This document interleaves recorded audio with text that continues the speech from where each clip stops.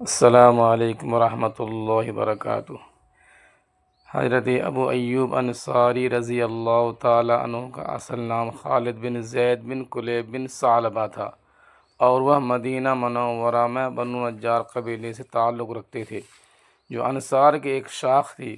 ان کے والد کا نام زید بن کلیب تھا، جبکہ والدہ کا نام ہند بن سعید یا بعض روایات میں زہرہ بن سعد بیان کیا جاتا ہے۔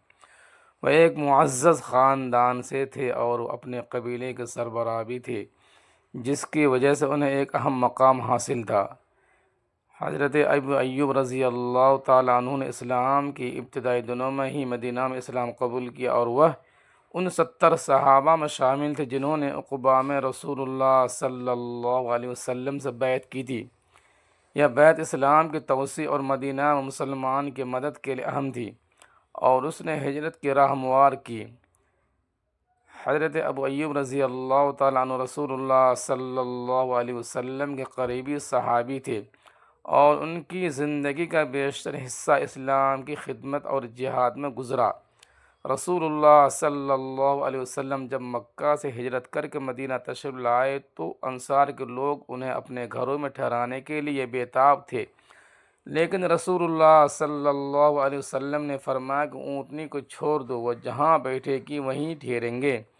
اونٹنی 2 بار اٹھ کر حضرت ابو ایوب رضی اللہ تعالی عنہ کے گھر کے سامنے بیٹھ گئی، جس سے یہ بات واضح ہو گئی کہ اللہ تعالیٰ نے ان کے گھروں کو رسول اللہ صلی اللہ علیہ وسلم کی میزبانی کے لیے منتخب کیا۔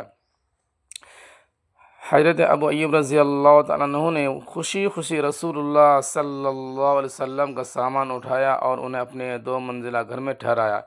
ابتدا میں رسول اللہ صلی اللہ علیہ وسلم نے نیچے کے منزل کو پسند کیا تاکہ لوگوں کے آمد و رفت آسان ہو، جبکہ حضرت ابو ایوب رضی اللہ تعالیٰ عنہ اور ان کی اہلیہ اوپر رہتے تھے۔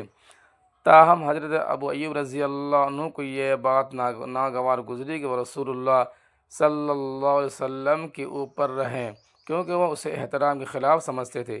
ایک رات جب پانی کا برتن گرا اور پانی بہنے لگا تو انہوں نے اور ان کی اہلیہ نے اپنے لحاف سے پانی صاف کیا تاکہ رسول اللہ صلی اللہ علیہ وسلم تک نہ پہنچے، اور پھر انہوں نے اصرار کر کے منزل تبدیل کی۔ رسول اللہ صلی اللہ علیہ وسلم تقریباً 7 ماہ تک ان کے گھر میں مقیم رہے، یہاں تک کہ مسجد نبوی کی تعمیر مکمل ہو گئی اور رسول اللہ صلی اللہ علیہ وسلم مسجد کے 7 کمروں میں منتقل ہو گئے۔ حضرت ابو ایوب رضی اللہ عنہ اور رسول اللہ صلی اللہ علیہ وسلم کے درمیان بہت گہرا رشتہ تھا۔ رسول اللہ صلی اللہ علیہ وسلم نے انہیں مصعب بن عمیر رضی اللہ عنہ کے بھائی چارہ قائم کیا۔ وہ رسول اللہ صلی اللہ علیہ وسلم کے لیے کھانا تیار کرتے اور جہاں سے رسول اللہ علیہ وسلم کھایا تھا وہاں سے خود کھاتے تھے۔ ایک بار انہوں نے کھانے میں لہسن اور پیاز ڈالا تو رسول اللہ صلی اللہ علیہ وسلم نے اسے ناپسند کیا، کیونکہ فرشتے اس کی بو سے تکلیف محسوس کرتے ہیں، جس پر حضرت ابو ایوب رضی اللہ عنہ نے کبھی بھی لہسن پیاز نہیں کھایا۔ وہ مسجد نبوی کی تعمیر میں بھی شریک تھے اور 2 یتیموں کی زمین خرید کر مسجد کے لیے وقف کی۔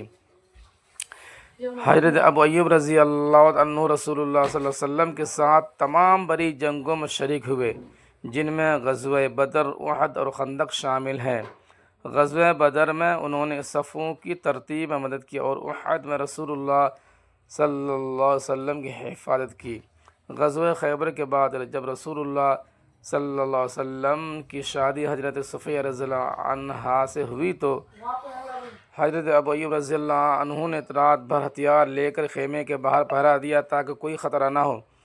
صبح رسول اللہ صلی اللہ علیہ وسلم نے ان کی یہ خدمت دیکھ کر دعا فرمائی کہ اے اللہ، ابو ایوب کی حفاظت کر جیسا کہ اس نے میری حفاظت کی۔ کہا جاتا ہے کہ اس کی دعا کے برکت سے ان کی عمر دراز ہوئی اور وہ محفوظ رہے۔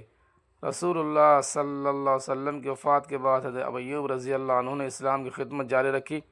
حضرت ابو ایوب رضی اللہ عنہ کے دور خلافت میں وہ مدینہ کے گورنر مقرر ہوئے اور انہوں نے جمل، صفین اور نہروان کی لڑائی میں حضرت علی رضی اللہ عنہ کی طرف سے شرکت کی۔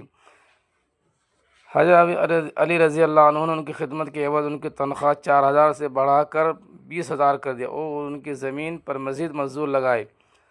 بعد میں حضرت معاویہ رضی اللہ عنہ کے دور میں وہ مصر گئے، جہاں انہوں نے عقبہ بن عامر رضی اللہ عنہ سے ایک حدیث سنی اور اسے روایت کیا۔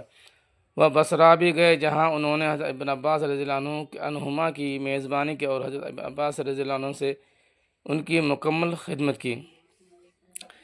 حضرت ابو ایوب رضی اللہ عنہ نے کبھی بھی جہاد سے پیچھے نہیں ہٹے اور ہر مہم میں شریک ہوتے تھے، سوائے ایک سال جب امیر ایک نوجوان تھا، انہوں نے شرکت نہ کی اور بعد میں اس پر افسوس کیا۔ ان کی عمر تقریباً 80 سال تھی جب وہ حضرت معاویہ رضی اللہ عنہ کے بیٹے یزید کی قیادت میں قسطنطنیہ کی مہم میں شریک ہوئے۔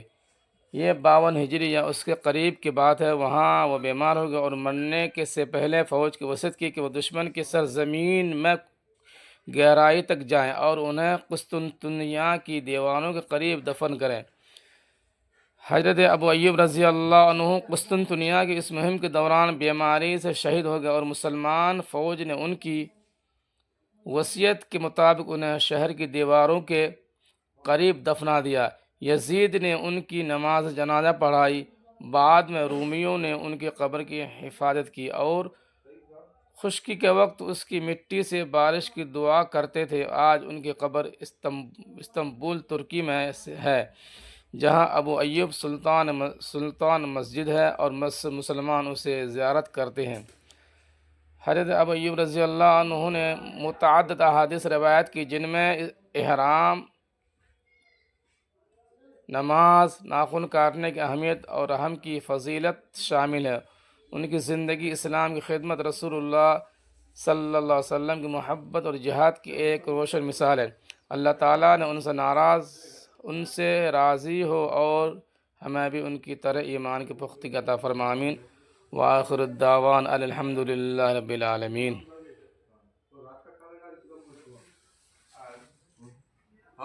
بیٹھے